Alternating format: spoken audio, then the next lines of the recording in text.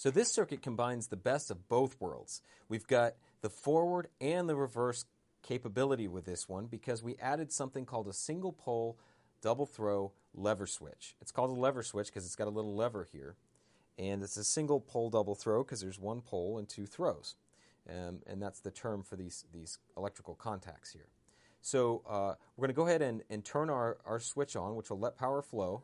You can see the motor is spinning. And if we want to back the motor up, we want it to go the opposite direction, we can push on this switch. And you can see it causes the motor to reverse.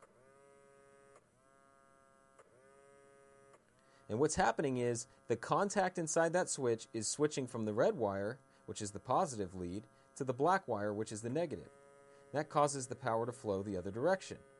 And if you're asking how does it do that, well, it does that because it's flowing through only one battery at a time. So it's going through this battery in this direction under normal circumstances, and then when the switch is bumped, it goes and flows backwards through this battery.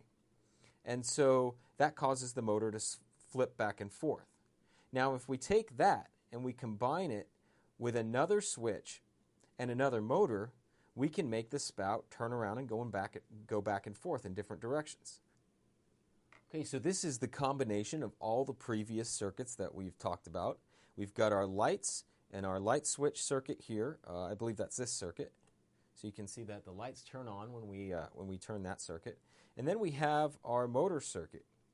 And we have our two single pole double throw lever switches here. Here's another example of what it looks like on the inside. You can see there. And we have our we basically extended the switch by putting these paper clips, just hot gluing the paper clips onto the end. And that makes it easier for the switch to bump against the wall. It also gives it some more leverage so it doesn't take quite as much force to get the switch to trigger. Okay, let's go ahead and turn it on. So you can see it's moving in this direction. It's moving forward. It'll be carrying Spout in the forward direction right now. And then if it gets bumped, you'll notice that when this side gets bumped, this switch backs up, or this motor backs up. And then if this one gets bumped, this motor backs up.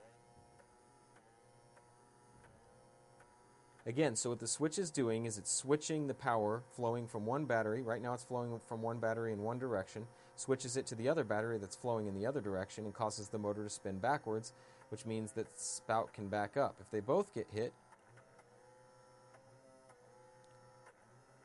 they both back up.